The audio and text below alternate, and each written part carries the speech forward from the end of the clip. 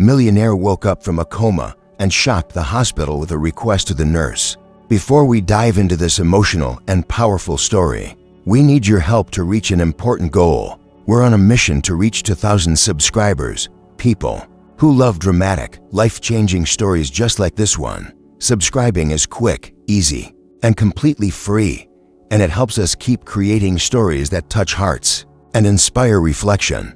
While you watch, let us know in the comments, where in the world are you watching from? Your comment and subscription truly mean the world to us. The sterile air of the intensive care unit hung heavy, thick with the pervasive scent of antiseptic, and faint, metallic undertones that clung to the very fabric of the silence. For 6 long, unforgiving months, Benjamin Hartman, the titan of global finance, whose name once resonated with power and influence across continents, had been reduced to a silent, inert fixture in room 307. His formidable presence, once commanding boardrooms and shaping markets, was now diminished to the rhythmic hiss and sigh of the ventilator, a relentless mechanical breath borrowed from an indifferent machine. Wires snake from his pale, still body, disappearing beneath crisp white sheets, connecting him to an array of blinking monitors. Each luminous green line and stark digital number was a grim, stark testament to a life held in precarious balance, teetering on the precipice of oblivion.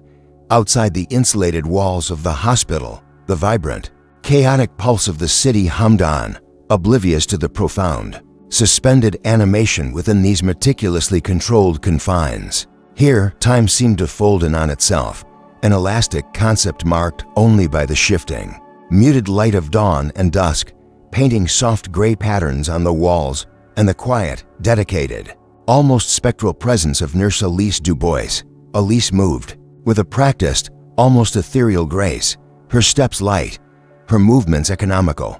Her touch was gentle, imbued with a tenderness that spoke of profound empathy as she meticulously adjusted his fur drip, her fingers brushing lightly against the cold tubing or checked the fluctuating vitals on the screen, her gaze often lingering on his still, aristocratic features.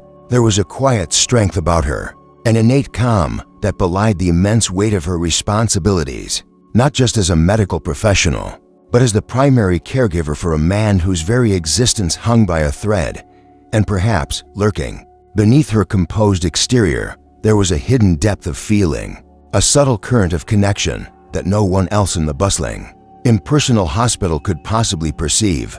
Benjamin, trapped within the vast, echoing chamber of his own mind, felt only a profound, suffocating darkness, a boundless void punctuated by fleeting, distorted sounds. The mournful wail of a distant siren, the murmur of indistinct voices, the incessant, monotonous, mechanical rhythm of his own borrowed breath.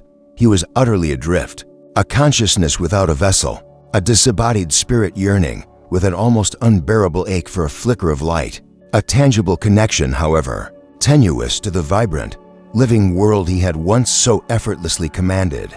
Days bled seamlessly into weeks, weeks into an eternity of months and endless, monochrome landscape where the only constant was the faint, sterile whisper of machines and the occasional, soft, almost imperceptible hum of Elise's lullabies sung under her breath as she performed her duties, a comforting drone in the lonely hours. He registered her presence, a warmth that was not fever, a gentle pressure that was not pain. Though he couldn't yet consciously name or comprehend it, it was merely a sensation, a faint tremor in the vast, swirling void, a solitary pinprick of something akin to comfort amidst the profound, terrifying oblivion. He dreamt, if one could truly call it dreaming, in disjointed flashes of blinding light and oppressive shadow, of falling, always falling, through an endless, cold, silent abyss, chasing something just out of reach. Then a tremor, a microscopic, almost imperceptible twitch beneath the heavy lids, so subtle it could have been merely a trick of the flickering fluorescent light, a ripple in the very fabric of the air, an optical illusion caused by exhaustion. But Elise, her senses finely tuned by months of vigilant observation, saw it. Her hand, poised in midair to adjust a dial on the intricate ventilator, froze, suspended like a bird in flight, her breath hitched in her throat, a sharp intake of air. She leaned closer, her heart thrumming a frantic, almost painful beat against her ribs, a drum solo of urgency, another, more definite flutter, a barely perceptible movement of the eyelids, a flicker that lasted no more than a fraction of a second, but it was there, undeniable. A soft, relieved gasp escaped her lips, barely audible above the quiet hum of the machines, a whisper of hope in the silent room. "Doctor," she whispered, her voice a tight, urgent thread, laced with a tremor of disbelief and immense relief, her eyes fixed, unblinking, on the man who had been a statue for so long, a silent vigil against the relentless march of time. The room, usually an island of quiet efficiency, erupted into a flurry of controlled chaos. Doctors, alerted by Elise's sharp, precise call, converged swiftly, their faces a complex mosaic of professional assessment, calculated concern, and a cautious, dawning hope. Benjamin's world, a swirling, formless void moments before, began to coalesce, to solidify into something recognizable. A dull, throbbing ache pulsed behind his eyes, a distant echo of sensation, a phantom pain that was paradoxically a sign of returning life. He felt a pressure, a coolness against his skin as hands moved over him, adjusting, checking, and then a blinding, almost painful flash of light as his eyelids, with a monumental, agonizing effort, finally parted, tearing through the suffocating darkness. The world swam into focus, a dizzying blur of sterile white coats and concerned faces, but his gaze, though unfocused and watery, instinctively sought something, anything, familiar, a point of reference in this bewildering return to consciousness. The medical team worked with swift, practiced precision, their movements economical, their voices hushed but firm, giving terse instructions and observations. Monitors, previously displaying flat, unchanging lines, now beeped with renewed, urgent rhythms, reflecting the momentous shift, the silent symphony of a life reawakening. Dr. Chen, the lead neurologist, a man whose face was usually impassive, leaned over him, shining a penlight into his dilated pupils, murmuring instructions to his team. Benjamin's mind, though still trapped in a dense fog, began to register snippets of reality.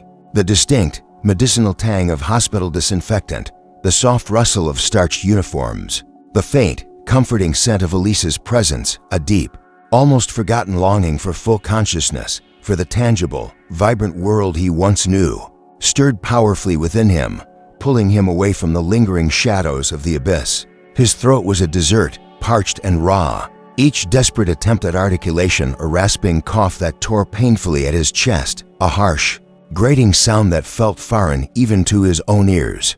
Elise was there, her presence a soft warmth at his side, a glass of water with a straw appearing as if by magic, her hand steady as she gently guided it to his trembling lips. He swallowed, the cool liquid a balm against his ravaged throat, a sensation of pure, elemental relief, and tried again, summoning every ounce of his dwindling strength. His voice, when it finally came, was a ghost of its former self, a whisper, so thin and fragile it was barely audible, like tissue paper rustling in a faint breeze. "Where am I?" he croaked, the single, simple word in immense, agonizing effort, each syllable a victory. His eyes, still adjusting to the light, darted around the unfamiliar room, searching, seeking answers, a shred of recognition. Elise's gentle voice, clear and calm as a mountain spring, cut through the lingering haze, her words a soothing balm to his frayed nerves. "You're in St. Jude's Hospital, Mr. Hartman.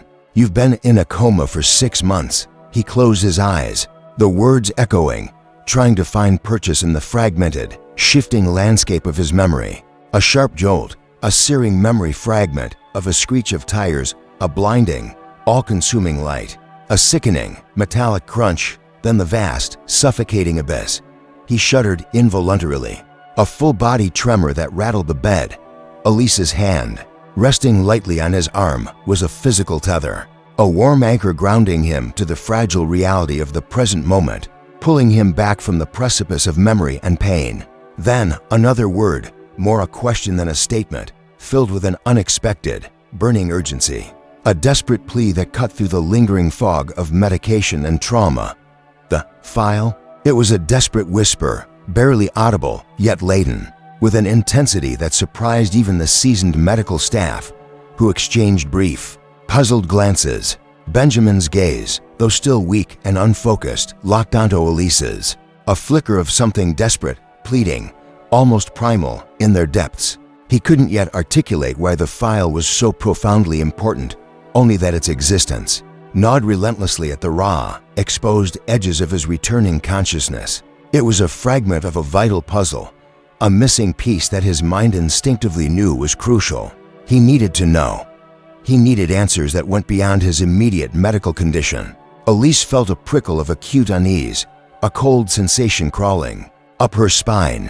She had initially dismissed his earlier murmurings about a file as mere post-coma confusion, a common neurological side effect of prolonged unconsciousness. But the sudden clarity in his eyes now, the unwavering intensity of his gaze, was undeniable. What file? No family member, no business associate, no one from his vast empire had ever mentioned anything beyond his health and recovery.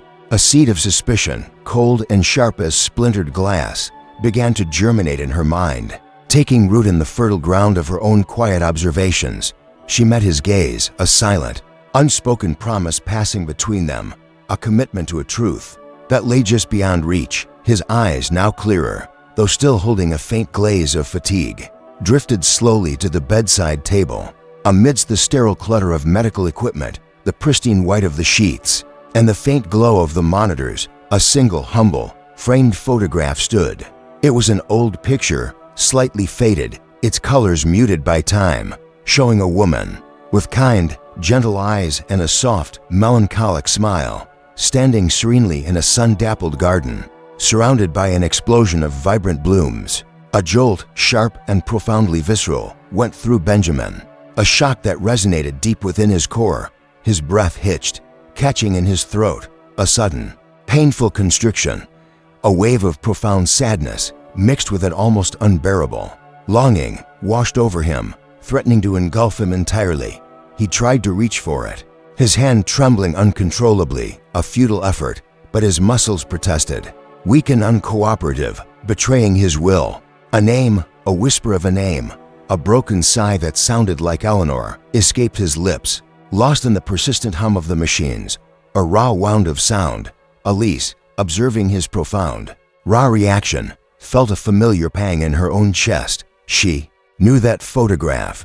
It had been carefully placed there by his sister, Mrs. Albright, early in his coma, a silent vigil, a solitary sentinel guarding his bedside.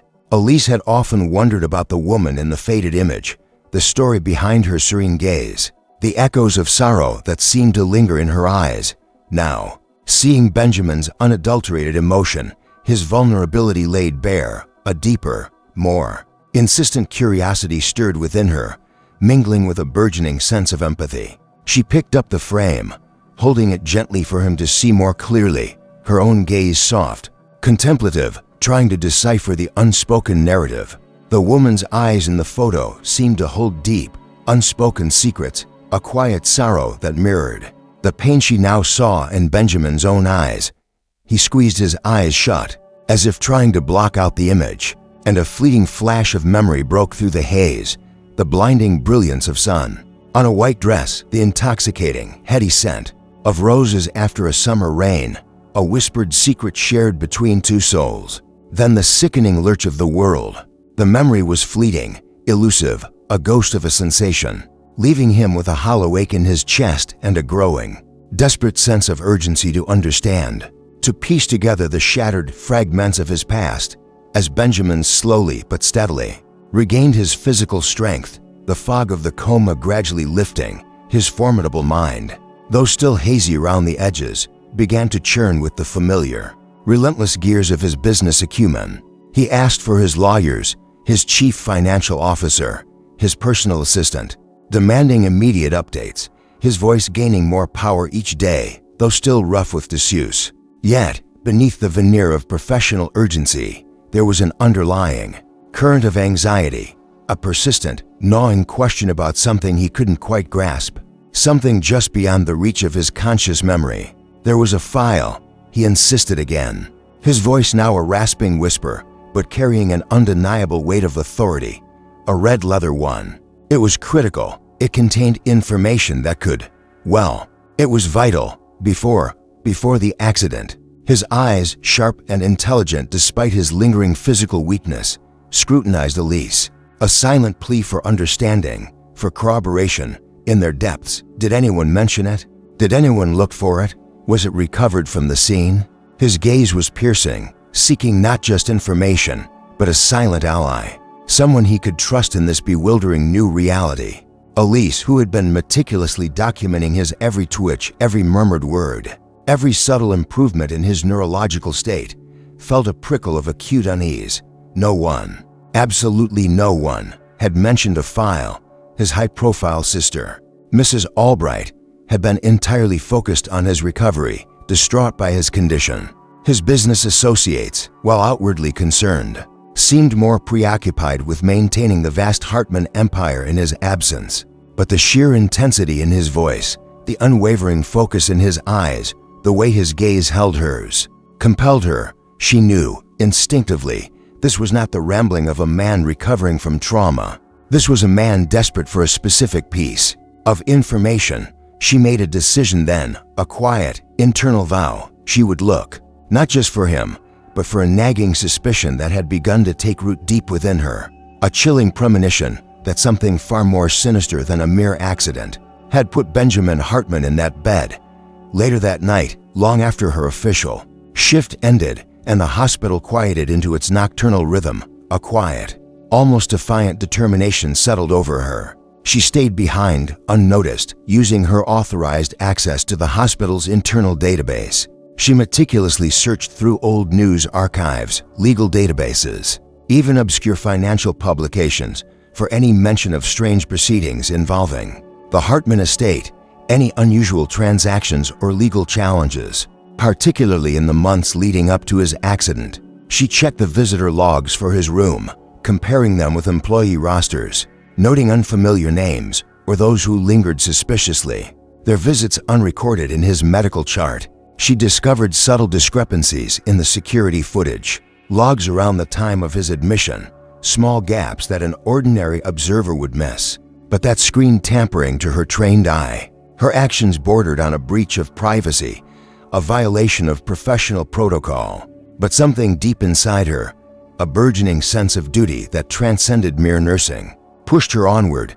She felt that Benjamin's recovery, perhaps even his very life, depended on uncovering the truth behind that elusive red file. Elise Dubois was more than just a dedicated nurse. She was a woman shaped by an unacknowledged past, her quiet efficiency and empathetic gaze concealing a history subtly, inextricably intertwined with the very man she now cared for. Years ago, a lifetime ago it seemed, when she was just a small, observant child, her family had known the Hartmans. It was a distant, almost forgotten connection, buried under layers of time and painful memories. Her father, a brilliant but chronically struggling architect, a dreamer with grand visions for a better urban landscape, had once poured his heart and soul into a revolutionary urban development project. He had desperately sought investment from Benjamin's father, a formidable figure in his own right, believing his vision could change the world. The project, tragically, had failed, collapsing under unforeseen financial pressures and what her father always believed was a calculated withdrawal of support from powerful, unseen forces. Her family had lost everything: their modest home, their meager savings, their dignity, and most painfully, her father's vibrant spirit. Elise, a sensitive and perceptive child, had witnessed his slow, agonizing decline. The way he would sit for hours staring blankly out the window, his dreams shattered, his eyes hollow, the indelible memory of his broken spirit, the silent despair that had consumed him, had never truly left her. It was a wound that festered, unspoken, shaping her quiet resolve. When she saw Benjamin Hartman's name on her patient roster 6 months ago, a strange, almost cruel twist of fate, she had felt a jolt, a cold wave of recognition. She had initially dismissed it as mere coincidence, a professional assignment, like any other.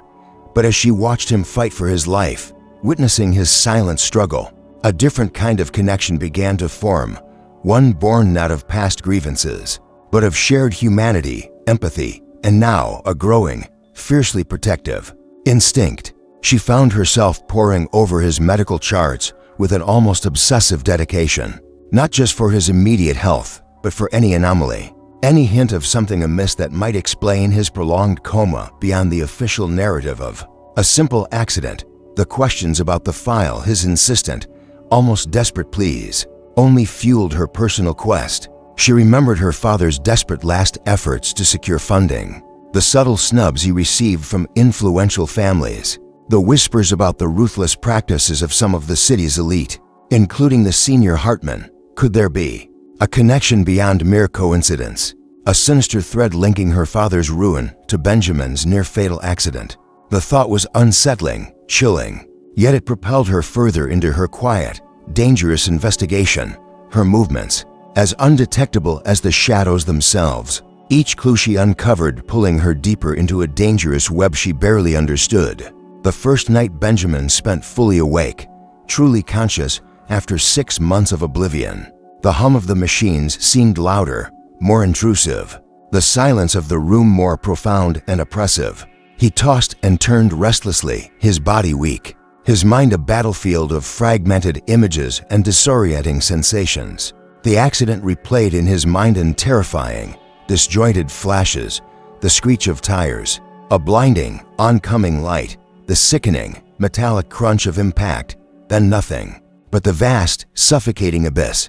He sat up, abruptly, gasping for air, the cold sweat clinging to his skin, his breath ragged and shallow, his heart hammering against his ribs. He felt exposed, utterly vulnerable, stripped bare of the power and control he'd always wielded effortlessly in his waking life. Elise was there in an instant, a soothing presence materializing at his side, a cool, gentle hand pressed against his forehead, her voice a balm, soft and steady. Nightmares. "Mr. Hartman?" she asked, her eyes filled with a profound understanding that transcended mere professional concern, hinting at a shared empathy.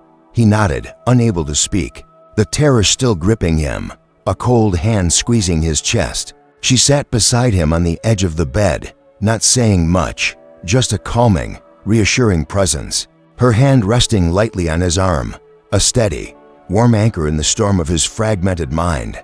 The gesture was simple, understated, yet profoundly comforting, a physical tether grounding him to the fragile reality of the present moment, pulling him back from the precipice of memory and pain.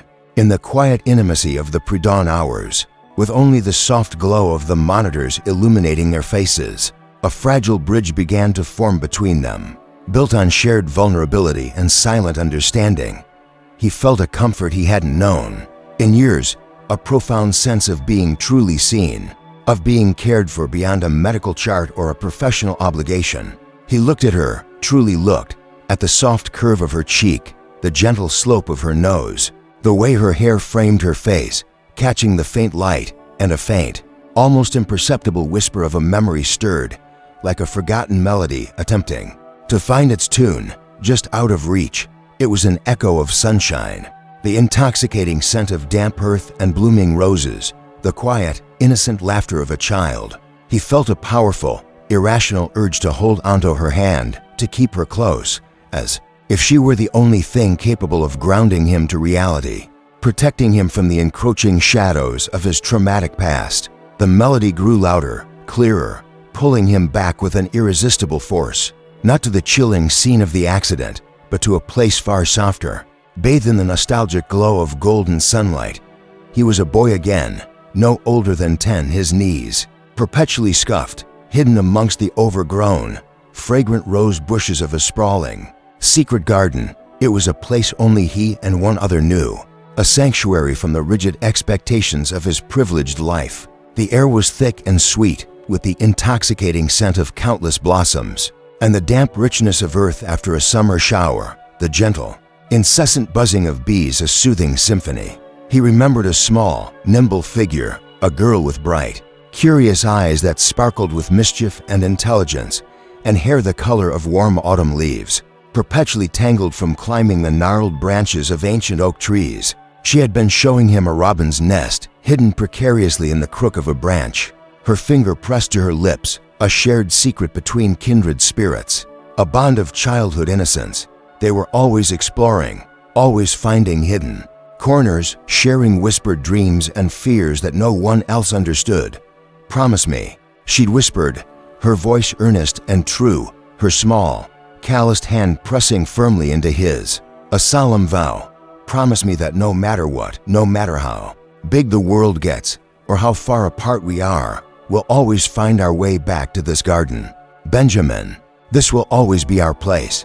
He remembered her name then, a name he hadn't consciously thought of in decades, a name that now resonated through the sterile hospital room with an impossible, breathtaking familiarity, echoing like a long-lost Belle, Elise.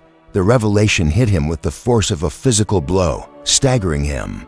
He looked at the woman sitting beside his bed, her profile illuminated by the faint, clinical glow of the monitors, and the scattered pieces of his fragmented memory clicked into place with a terrifying, beautiful precision. The same kind eyes, the same quiet strength, the subtle curve of her smile that he now recognized as profoundly familiar.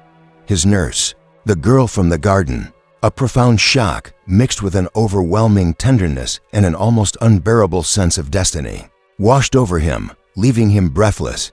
He reached out, his hand finding hers, his grip surprisingly strong, a desperate yearning in his touch. Her head turned slowly, gracefully, her eyes meeting his, and in their depths, he saw a flicker of recognition, a dawning understanding that mirrored his own, a shared moment of revelation. "Benjamin," she whispered, the question a revelation in itself, her voice barely a breath, filled with a disbelief that slowly, beautifully, morphed into a soft, tender certainty. A slow, uncertain, yet exquisitely hopeful smile bloomed on her lips, reflecting his own unspoken realization. The silence that followed was charged with the weight of decades, a lifetime of memories rushing back, reshaping their present, bridging the chasm of time. He saw the fleeting surprise in her eyes turn to a deep, knowing warmth, and he knew, with absolute certainty, she remembered too. The secret garden had finally, miraculously, brought them back together. The air in the hospital room, once merely sterile and quiet, now felt charged with an unseen, insidious tension, a palpable unease that seemed to hum beneath the surface of the clinical calm.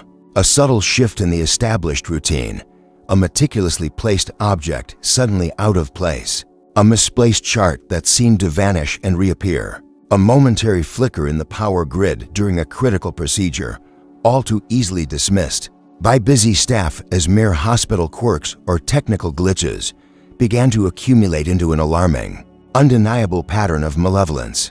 Benjamin, his mind now sharp and incisive despite his lingering physical weakness, noticed the new faces amongst the rotating staff, the unfamiliar doctors and nurses who seemed to appear only on night shifts, the way certain individuals seemed to deliberately avoid his gaze, their reassurances sounding increasingly hollow and disingenuous. He remembered the elusive red leather file, the critical, life-altering information it contained, and a cold dread, heavy as lead, settled deep in his stomach. The realization was chilling, stark, undeniable. Someone wanted him gone, permanently. The accident, he now understood with a terrifying certainty that pierced through the last vestiges of his mental fog, was no accident at all. It was an orchestrated, deliberate attempt on his life. He confided in Elise, his voice low, urgent, laced with a new edge of fear, his eyes darting to the closed door, a silent gesture of paranoia. "This wasn't an accident, Elise. Someone tried to kill me. They planned this, and they're still trying." Her eyes widened slightly, but there was no surprise, only a grim, quiet confirmation of her own growing suspicions, the pieces of her independent investigation aligning with his words. "I've noticed things, Benjamin," she admitted, her voice equally hushed, leaning closer until their shoulders almost touched, a conspiratorial intimacy blooming in the sterile space. "Small things at first, things no one else would notice, but they add up. The dosage for your sedatives was unusually high on certain nights, just below the threshold to be flagged by the automated systems, but enough to prolong your coma, to keep you in a vegetative state indefinitely. There were unexplained power surges, brief but critical disruptions of your life support monitors, just enough to cause potential damage without triggering alarms. And I saw someone, a man I don't recognize from the regular staff, lurking outside your room late at night in a maintenance uniform, too often, too intentionally. She felt a shiver, cold and sharp, run down her spine. The threat was no longer a vague fear, an abstract possibility. It was a palpable, immediate presence, lurking in the shadows of the very place meant to heal him, infiltrating the sacred space of recovery. They were not alone in this fight. In fact, they were surrounded by the very people who sought to harm him. The hospital, which had been his supposed sanctuary, was, in reality, a meticulously constructed prison. He looked at her, the girl from the garden, now a woman of quiet strength and unwavering loyalty, her face etched with a newfound gravity. He felt a surge of profound trust, deeper and more absolute than any he had ever placed in a business partner, a confidant, or even a family member. "The file," he began, his voice strained, a riage of vulnerability in it that he rarely allowed himself to show. "It contains the critical details of my grandfather's true will, not the one that was publicly announced, the one that left everything to my father and then to me, the one everyone knows about. There was a codicil, a hidden inheritance. It was meant to be executed under very specific conditions." He paused, taking a ragged breath. "It states that if I were to die without issue or be incapacitated for a prolonged, irreversible period, precisely the state I was in, a significant portion of the Hartman fortune, along with controlling interest in the company, would discreetly pass to a distant branch of the family, a line that had always felt sidelined, and a considerable sum, a substantial trust, was to be established for a charitable foundation my grandfather secretly envisioned, a trust that was to be overseen, managed, and guided by your father, Elise." He watched her face as the words left his lips, seeing the initial shock, then a dawning, terrible comprehension in her eyes, a reflection of his own painful realization. The implications were staggering, reaching back decades, intertwining their lives in a way neither had ever imagined. Her breath hitched, a sharp, audible gasp, the pieces of her own past, her father's failed project, his quiet, devastating despair, his inexplicable poverty after years of unceasing, dedicated work, suddenly clicked into a terrifying, agonizing new context. "My father," she whispered, her voice barely audible, laced with a bitter understanding that bordered on anguish. He was supposed to inherit control of a trust that would fund his vision, his dream of revitalizing the city, of building communities, not just skyscrapers. But he never knew. He died believing he was a failure. The official superseded it. Someone suppressed that codicil, Benjamin. Someone meticulously hid it away, ensuring it was never found, never executed. Someone wanted to ensure that money, that immense power, stayed within a very specific line of the family, the one that benefited most from my grandfather's fraudulent public will. The full, crushing weight of the conspiracy settled between them, a dark, suffocating truth that felt heavier than the air itself. Her father's agonizing ruin, Benjamin's coma, the calculated attempts on his life. It was all connected, a sinister thread woven through decades of greed, ambition, and ruthless deceit. The revelation felt like a punch to the gut for Elise, mixing the enduring pain of her father's tragic past with the immediate, terrifying danger of Benjamin's present. Their fates, it seemed, had been intertwined long before they ever knew it. Elise, driven by a fierce, almost primal protectiveness for Benjamin and a burning, righteous need for justice for her father's forgotten legacy, began to dig deeper. No longer bound by mere hospital protocols, she moved with renewed purpose, a silent sentinel seeking truth. She used her authorized access as a senior nurse, her intimate knowledge of hospital procedures and vulnerabilities, to trace the anomalies she had only suspected before. She noticed that the nurse who frequently administered Benjamin's nightly sedatives had an unusually high rate of medication errors on her record, always just below the threshold for official investigation. A cleverly calculated pattern of almost undetectable overdosages designed to keep Benjamin in a prolonged, irreversible vegetative state. She discovered a pattern of visitors to Benjamin's room during the night shifts, who were not recorded in the official log. Gaining surreptitious access through a back entrance used only by maintenance staff, a clear sign of internal collusion. She cross-referenced the names of these unrecorded visitors with corporate records of the distant Hartman relatives Benjamin had mentioned, finding direct, damning links to their personal and professional networks. She also found concrete evidence of a hidden camera, cleverly disguised as a smoke detector, strategically positioned in Benjamin's room, its feed going to an unknown external source. A clear invasion of privacy and a chilling sign of constant surveillance and control. The sabotage was meticulously planned, executed by a network of highly complicit individuals within the hospital, from corrupt orderlies willing to turn a blind eye for a price to bribe doctors manipulating prescriptions and charts, all orchestrated by someone powerful, someone who stood to gain everything from Benjamin's permanent incapacitation. The realization was chilling, a cold dread that settled deep in her bones. They were not just fighting for Benjamin's life. They were fighting against a deeply entrenched conspiracy, a pervasive network of betrayal and corruption that had spread its insidious tendrils throughout the very institution designed to heal him. Every new discovery solidified their resolve, yet also heightened their sense of immediate urgency and overwhelming danger. The walls themselves seemed to whisper secrets, and trust became a luxury they could no longer afford with anyone else. The hospital, once a sanctuary, a beacon of healing and hope, had become a gilded cage, a meticulously constructed death trap from which escape seemed almost impossible. "We have to get you out of here," Benjamin, Elise declared, her voice firm, resolute, a steely glint of unwavering determination in her eyes. There was no hesitation, no doubt. He nodded, his eyes reflecting her fierce resolve, a newfound strength hardening his aristocratic features. Their plan was audacious, fraught with peril, a desperate gamble that depended on perfect timing, flawless execution, and absolute, unshakable trust between them. They would use the hospital's own chaotic shift changes to their advantage, exploiting the fleeting moments of less stringent oversight.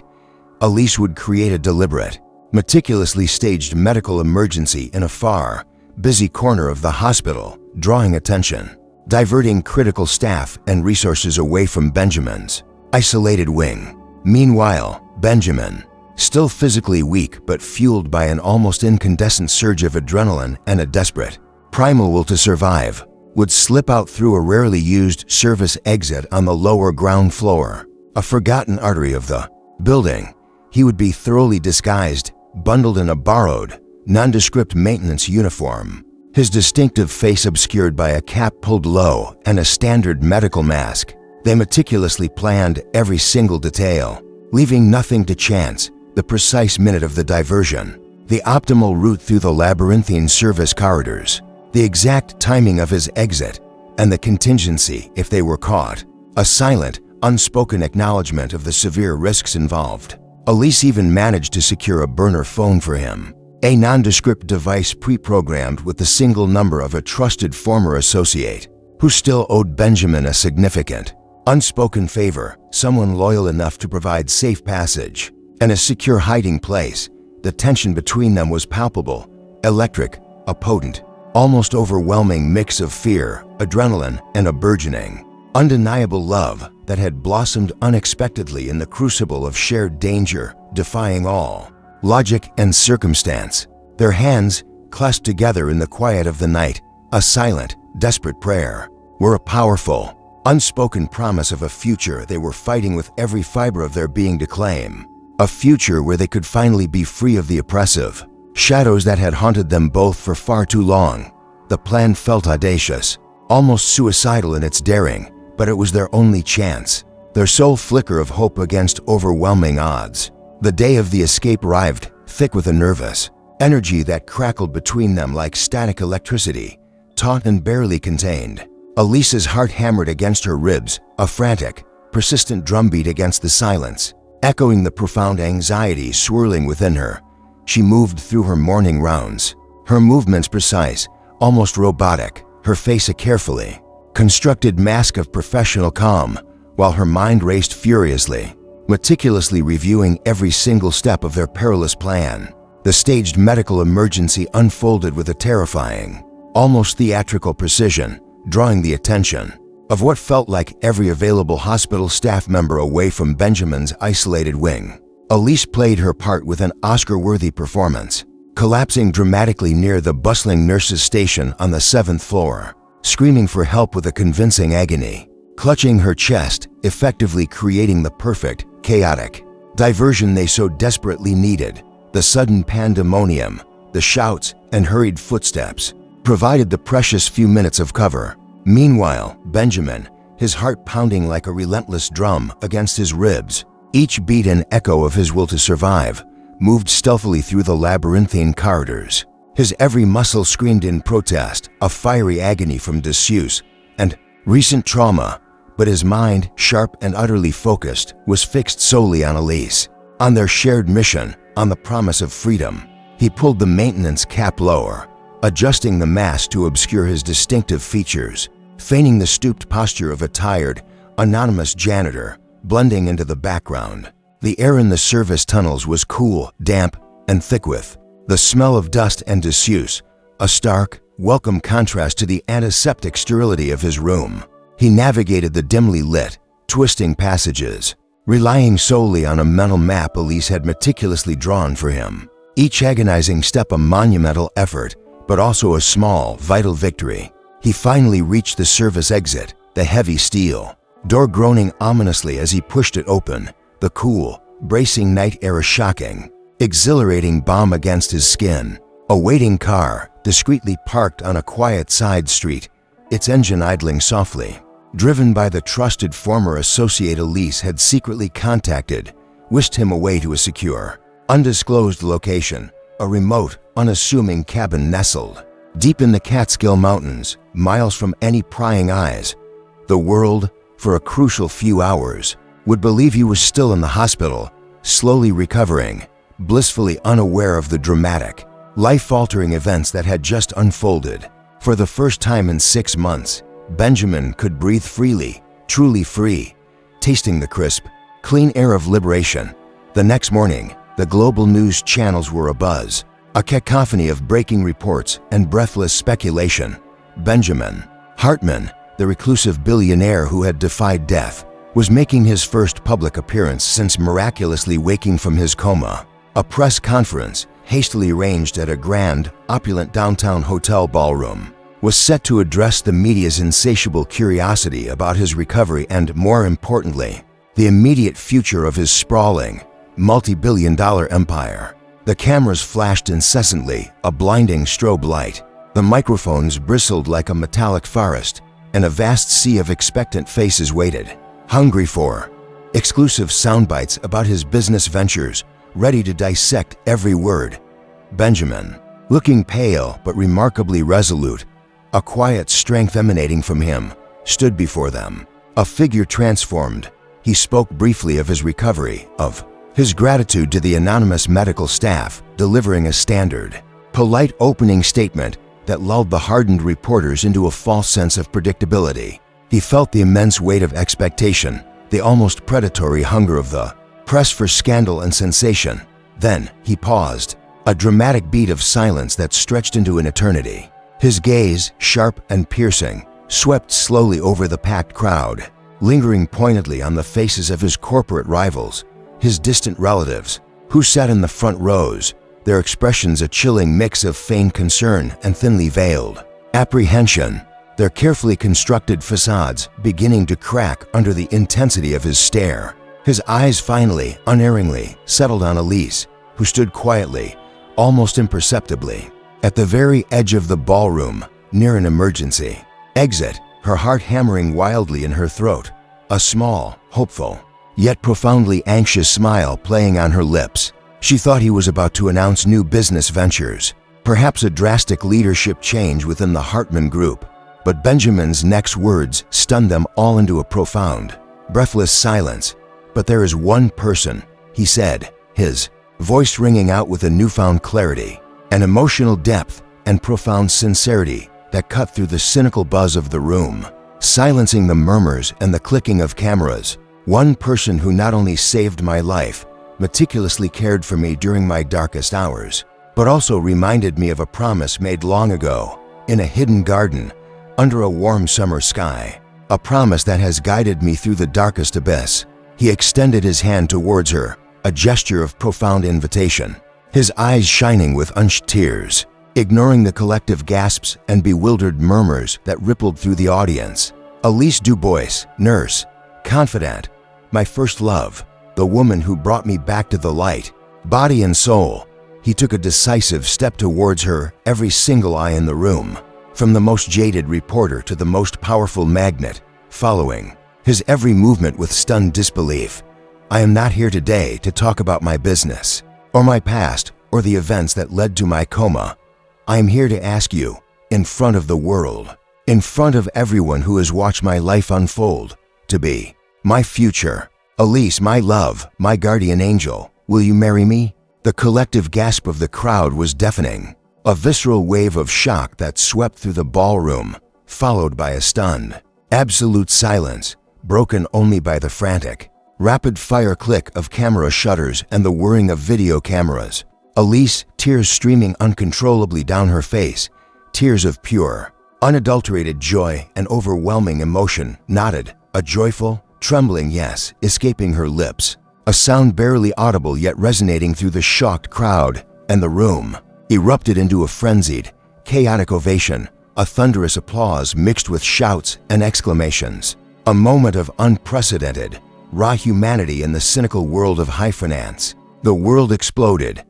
Benjamin Hartman's public proposal to his humble nurse, the deeply personal revelation of their childhood connection, and the thinly veiled, chilling implication of a vast conspiracy surrounding his coma, sent seismic shockwaves through the global media.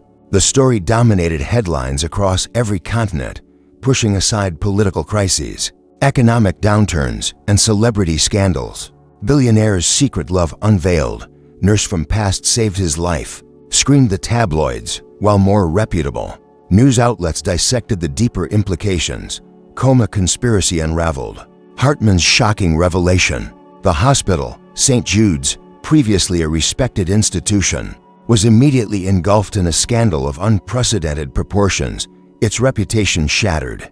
Investigations were launched by government health agencies, internal audits initiated, with brutal scrutiny, and regulatory bodies descended upon its hallowed halls. The hidden camera in Benjamin's room, discreetly pointed out by an anonymous tip from Benjamin's newly retained legal team. The meticulously documented discrepancies in his medical records. The suspicious staff members who suddenly went missing, or were found to have received large, untraceable payments, all came to light under the intense, unyielding scrutiny of a public hungry for truth and sensationalism. The accident was officially reclassified as an attempted murder, and the police, fueled by the public outcry and Benjamin's testimony, opened a full-scale, aggressive criminal investigation. The distant relatives, who stood to gain immensely from the hidden inheritance, and their powerful legal team, who had vigorously contested the codicil's existence, found themselves instantly thrust under the harsh, unforgiving glare of both public and legal scrutiny. Their faces splashed across every news channel as primary suspects. Their carefully constructed lives began to unravel, their once impenetrable facades cracking under the pressure. Elise, once a quiet, unassuming nurse whose life revolved around shifts and patient care, was now catapulted into the relentless spotlight, her face plastered across newspapers and television screens worldwide, a reluctant symbol of quiet heroism and an unexpected, improbable romance that captured the imagination of millions. Her life was irrevocably changed, irreversibly altered, but she faced the relentless onslaught of media attention and public curiosity with the same calm dignity and quiet strength that had defined her in the hospital corridors, always standing steadfastly by Benjamin's side, a silent testament to their unshakable bond. The trial was a spectacle, a legal drama played out on the grandest stage of the world.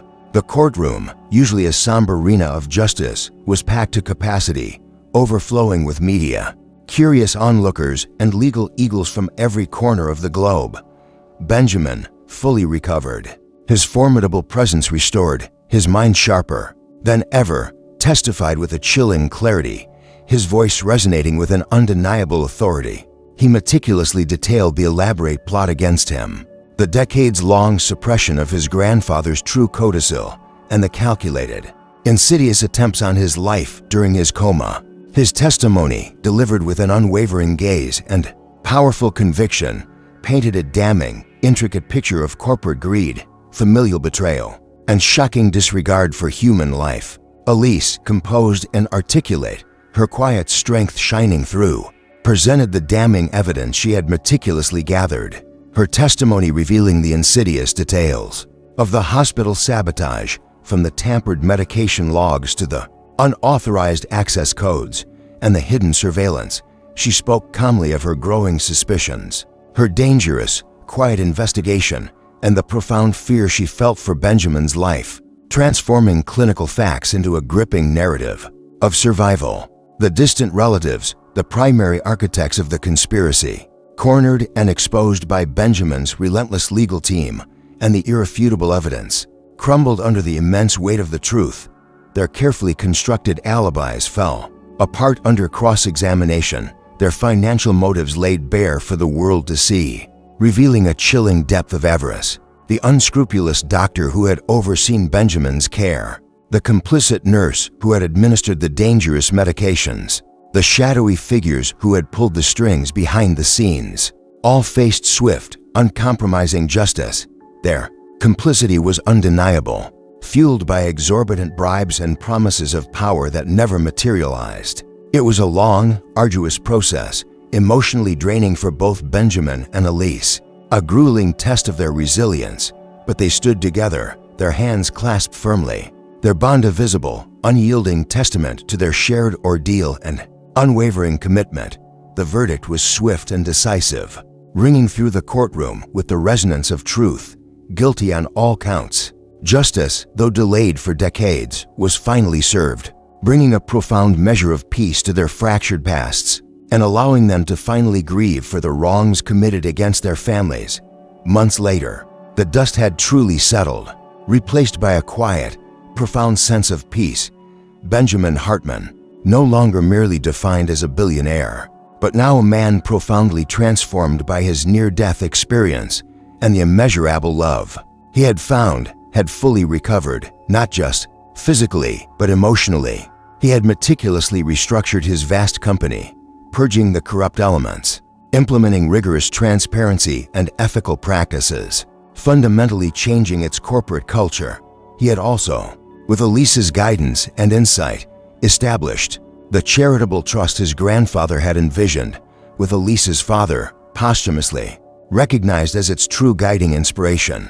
The trust was now actively funding ambitious, sustainable urban development projects across the nation, bringing to fruition the very dreams Elise's father had once harbored. His visionary legacy finally honored and brought to life, impacting countless lives. Benjamin's name was not just cleared, his reputation not merely restored, but elevated, burnished by his incredible resilience and his newfound, unwavering commitment to integrity and altruism. Their wedding was a quiet, exquisitely intimate affair, a world away from the glare of cameras and the clamor of public life. It was held not in a grand, opulent ballroom, but in the very secret garden where they had made their childhood promise, a place of profound significance to them both. The roses were in full, glorious bloom, their intoxicating scent sweet and heavy in the warm air, and the dappled sunlight filtered through the ancient, whispering trees, painting soft, golden patterns on their faces. Elise, radiant and ethereal in a simple, elegant, white gown that emphasized her natural beauty and inner light, looked at Benjamin, her eyes filled with a love that transcended wealth and power, a love forged and purified in the crucible of adversity. He, in turn, saw not just his wife, but the bright-eyed girl who had shared innocent secrets and whispered dreams, the extraordinary woman who had saved his life, brought him back from the brink, and shown him the true meaning of connection, purpose, and unconditional love. They exchanged their vows beneath the ancient oak tree, simple words imbued with the immense weight of their shared history and the profound, boundless promise of a future built on truth, unwavering devotion, and a deep, enduring partnership. Their new life began, not with the roaring clamor of private jets or the celebratory clinking of champagne glasses, but with the quiet, contented rustle of leaves in their beloved garden, the gentle hum of bees going about their industrious work, and the profound, comforting certainty of a love that had defied darkness, escaped its clutches, and miraculously found its way home. They built a life together, grounded in absolute honesty, mutual respect, and a deep, abiding affection that had been tested and strengthened by the gravest of challenges. The vast Hartman estate, once a place of formidable power and often, for Benjamin, crushing solitude, now became a warm, inviting home filled with the joyous echoes of laughter and an undeniable warmth, with Elise bringing a simplicity, a groundedness, and a profound humanity that had been conspicuously absent for far too long. They returned to the garden often, a cherished, personal sanctuary, a silent, fragrant testament to where their extraordinary story had truly begun, and a cherished, living reminder of the long, winding, and miraculous path that had led them back into each other's arms, forever intertwined. Benjamin finally found true joy not in the cutthroat world of the boardroom, but in the simple, profound moments shared with Elise, rediscovering the beauty of the world through her clear, loving eyes, finally living a life rich in meaning that transcended any material wealth. He often thought of his grandfather and her father, knowing that somewhere they were smiling,